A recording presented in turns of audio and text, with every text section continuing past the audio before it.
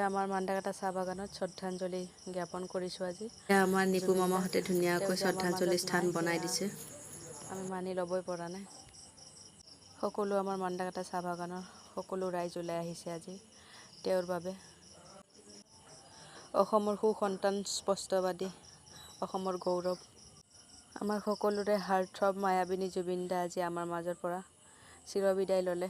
মৰ্মাহত হৈছোঁ তথাপিও তেওঁৰ অজ্ঞাত যাত্ৰাক সাহসেৰে বিদায় দিবলৈ চেষ্টা কৰিছোঁ।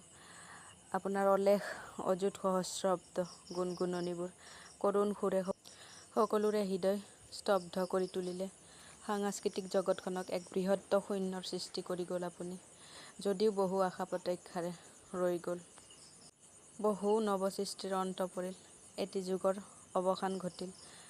তথাপিও আমি ভগৱান তোমাৰ আত্মাক শান্তি দিয়ক, তোমাৰ আত্মাৰ শান্তি কামনা কৰিলোঁ ভগৱানৰ ওচৰত।